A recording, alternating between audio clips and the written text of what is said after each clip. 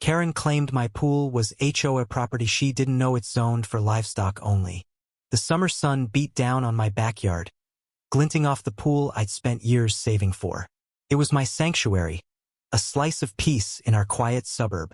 I'd moved here to escape the city's chaos, choosing a plot just outside the HOA's iron grip, zoned strictly for livestock. My goats, Mabel and Gus, bleated softly, nibbling grass near the fence. Chickens scratched the dirt, oblivious to the storm brewing. I was lounging poolside, sipping iced tea, when Karen's shadow loomed over me. "You're in violation," she snapped, clutching a clipboard like a weapon.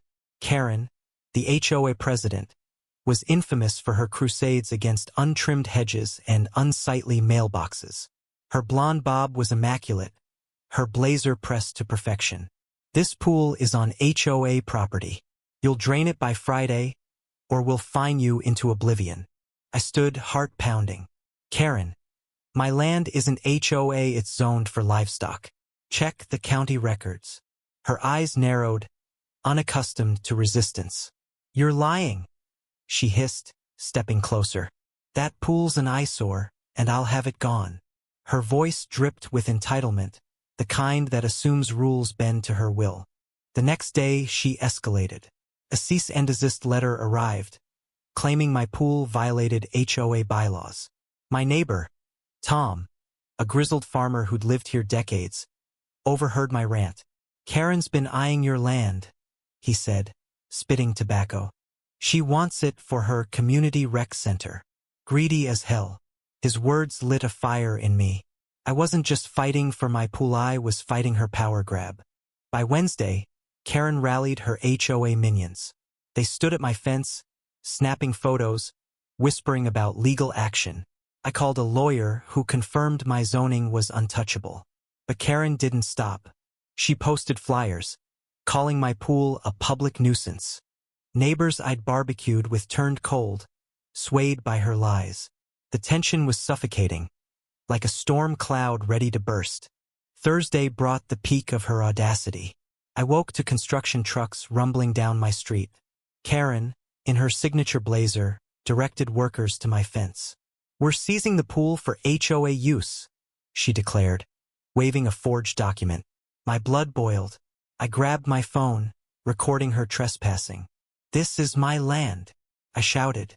"You're stealing." She smirked, unfazed, as workers began dismantling my fence. Mabel bleated wildly, sensing the chaos. Then came the twist. Tom, who'd been watching from his porch, ambled over, a glint in his eye. "Karen," he drawled, "you might want to meet my cousin, Judge Harlan." Her face paled. Tom's cousin, a county judge, had overseen the zoning laws for years. He arrived within the hour, a towering man with a no-nonsense stare. "Karen, you've overstepped," he said, holding up my deed. "This land's livestock only. Your HOA has no claim." The workers froze, tools clattering. Karen stammered, her authority crumbling. But she wasn't done.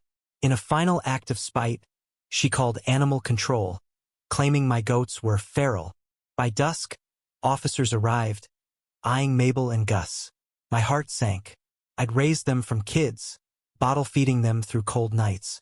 The officers, swayed by Karen's theatrics, loaded my goats into a van. I begged, tears streaming, but they drove off. Karen watched, a triumphant smirk on her face. I fought back. With Tom's help, I rallied the non-HOA neighbors, who'd grown sick of Karen's tyranny. We filed complaints, exposed her forged documents, and demanded an investigation. The county revoked her HOA's overreaching powers. My goats were returned, unharmed but shaken. The pool stayed, glinting defiantly under the sun. Yet the victory was hollow. Karen moved away, shamed but unapologetic. My neighbors, once friends, avoided my gaze, complicit in her scheme. The community I'd loved was fractured, trust eroded by one woman's greed. I sat by my pool, Mabel nuzzling my hand, and felt the weight of it all. I'd won the battle, but the war left scars.